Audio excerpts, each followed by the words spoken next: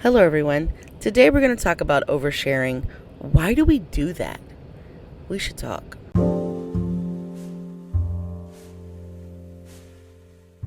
Hi, friends. This is Bethany Jennings, and you're listening to We Should Talk. It's a podcast where we talk about anything and everything to encourage, equip, and empower you to be a decent human. Let's talk. All right, welcome back. As previously mentioned, we will be talking about oversharing. I feel like this is something a lot of people do, and they tend to blame it on, various things. But we're going to get to the research of it and the root of it today. Let me describe setting. I am sitting in my van. My children are not with me. Because I had a doctor's appointment this morning, so they stayed at home with Dad. And then I'm going into another appointment here in about, some minutes.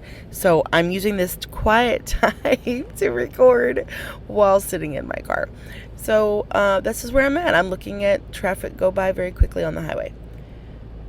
Anyways, let's talk about oversharing. I don't know how long this is going to be, but it doesn't have to be very long for you guys to get the point. Oversharing. So I had someone recently ask me, why do people have the tendency to overshare? Like, why do I overshare things? Why do I talk so much to people I don't even really know? And why am I telling them my life story? And why am I sharing things about my life with people who really don't care about my life and have proven they don't care about my life? So oversharing is not just with strangers. I think a lot of times we assume it's with strangers. It's not just with strangers. Oversharing can also be with people that you know, but they're okay.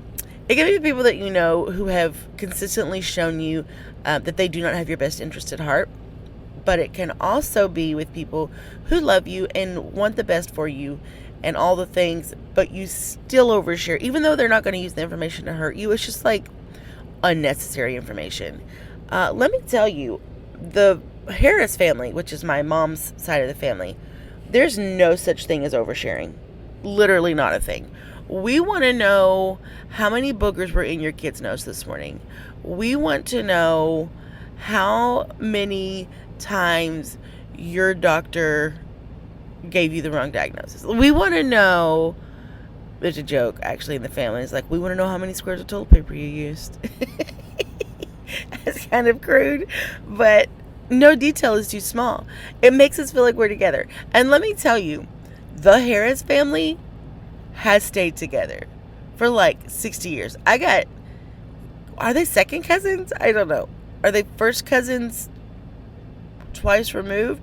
I don't know how the whole family thing works, but I got cousins, extended cousins, that I'm still in contact with because of the fact that even though we live, 1,000 miles apart, I live in Texas, they live in Ohio, Tennessee, at one point Holland, Ireland, we live all over the world, but we still stay connected. Thank you, Jesus, for that aspect of technology. And it's because we share details, but there is such a thing as oversharing. So why do we overshare? There's a few reasons, and I don't know that I'll get into all of them, but if you are an oversharer or if you know an oversharer, this might be part of the reason. The first reason is we are seeking connection with people. Connection or like intimacy, emotional intimacy, not like physical sexual intimacy, but like emotional intimacy with people. And it happens usually when you have experienced some level of neglect, or you feel like your needs have not been heard or met by someone in the past. It may not even be the person you're oversharing with, but by someone in the past. And so because of that, you have learned, if I overshare, if I tell them everything and all the details and blah, blah, blah, blah, blah, and over-explain myself, maybe we'll have some level of connection. If I can help them see my humanity by telling them all the therapy I've ever been to, if I can help them see, that I actually do need people when I go into every surgery I've ever had, when I feel connected to this person when they tell me their issues, if I tell them my issues, Will we have a connection if I do that?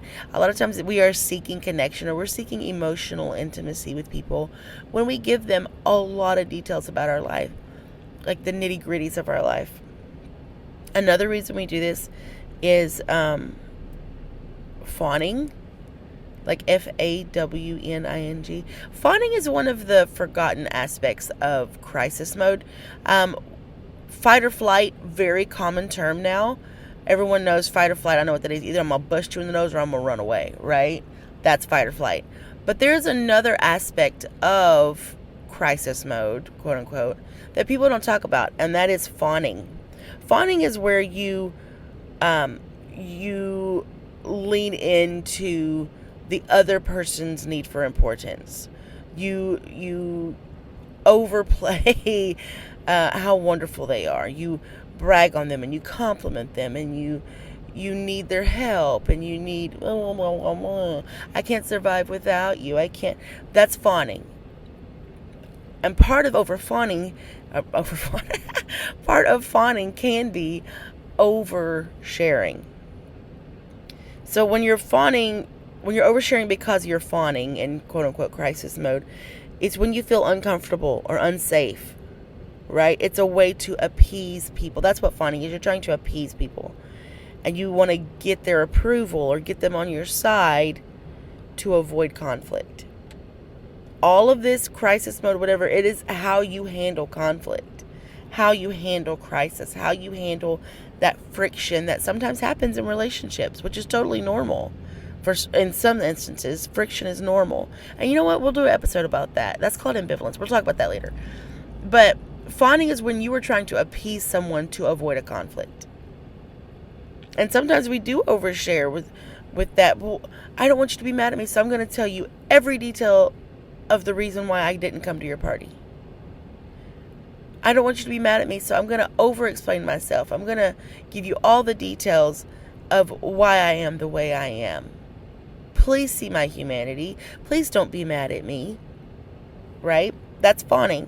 So that's one reason. So oversharing could be you seeking connection with people. It could be you fawning to avoid conflict. And it can also be control. Yeah. Control. That's the 3 C's of oversharing, and we'll cover it again. But it is it because of conflict? Is it because of connection? Or is it because of control? When I say control, I don't mean like you want to control every aspect of someone's life, and so you tell them every aspect of yours.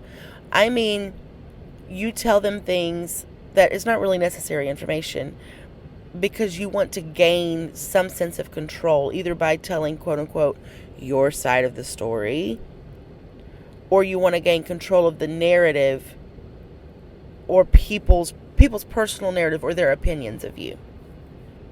Some people do this because they want to, this is going to sound crazy. Some people do this because they want people to just reject them early. Like, I know I'm not cool enough. I know you're going to reject me. Everyone else has rejected me. I'm just going to tell you all of this stuff, all of my, falls and flaws, and my faults, my issues, my terrible abuse history. I'm going to tell you all these not so positive things about me, so you can go ahead and reject me. And I can control your opinion of me now. Even if that means I make your opinion of me a poor opinion, I'm in control of the opinion, and therefore I feel safe. Because really, that's our brain's goal, right? If you don't remember me saying this, go listen to the other episode where I talk about it. Excuse me. Our brain's job is not to make us happy. It's to make us feel safe. It's to make sure we're safe. And so if that safety means I'm going into crisis mode, if that safety means I am going to be triggered by XYZ ABC, if that safety means I'm going to overshare every detail of my life, even the negative ones, so that people think poorly of me on my terms, then that's what we do. So in that regard, you do this so that people reject you early, and you can avoid that disappointment later. If I can control your opinion of me, then I feel safe. And so I overshare every detail of my life so that you know straight up, this is what I am, this is who I am, like it or leave it. The other part of gaining control is telling your side of the story. Some people do this because, they have a history of being lied on, or they have a history of toxic relationships that end, and people tell their side of the story, and poor opinions have been formed about them because the whole story isn't out there. And then you tell everybody the story. I don't need to know actually about that one time when you made a dumb choice and it almost ended your entire career. Like, I don't need to know that because I'm not in your field. Like, I'm not. Now, if you feel the need to share that so that I get your side of the story, whatever. But I'm not going to hear the other side of the story because I'm not your coworker, and I'm not a hiring officer, and I'm not, like, I don't need to know all that. Like, I think context matters, Like, why would you, in a calm, sit-down, friendly dinner, bring up church trauma that has nothing to do with this dinner? Probably because you're trying to tell your side of the story in case they ever hear the other person's side of the story. But who cares? Like, unless the context is right, there's no reason you should be giving those details, right? And context does matter when it comes to oversharing, because things I tell my doctor are not things I'm telling my barista. Like, she don't need to know about my hormones, right? My barista does not need to know. And you know what else? My doctor doesn't need to know my preferred coffee order. Like, context matters as far as oversharing. So in the Harris family context, there is no such thing as oversharing. But in other family contexts, maybe they don't want to know the squares of toilet paper. So yeah, these are the 3 C's of oversharing. Is it conflict? Is it connection? Or is it control? Why do you think that person's oversharing? That person who can turn a 2-minute hi, how are you into a 10-minute monologue. Why are they doing this? What are we doing? Is it because, and we all know that person who can do it. Are they trying to avoid conflict with you? Probably not. Are they trying to connect with you? Yeah, maybe actually. Are they trying to control the narrative? I don't know. Depends on the context. But I think understanding why another person is oversharing with you helps you handle that person with more care and more compassion. But understanding why you overshare helps you treat yourself with more understanding and compassion. All right. In an effort to quit coughing, I'm going to drink some water. And I'm going to get off this podcast episode. So think about this. When someone starts oversharing, or you feel the tendency to start oversharing, why am I doing this? And I think when you understand the why, it helps you do it less, or do it in the appropriate context. Right? Scripture talks about get wisdom. That's great. But when you do that, also get understanding. So you can know things, but you don't really understand why the things are happening. I want us to open our minds to understanding. Because when we understand, sometimes we should do better. So, when the person's oversharing or when you're oversharing, am I doing this because of conflict avoidance? Am I doing this because of connection? Or am I doing this because of control of people's opinions and their personal narrative of me? All right, friends. We'll holler at you later. Hope this makes you a better human. Bye.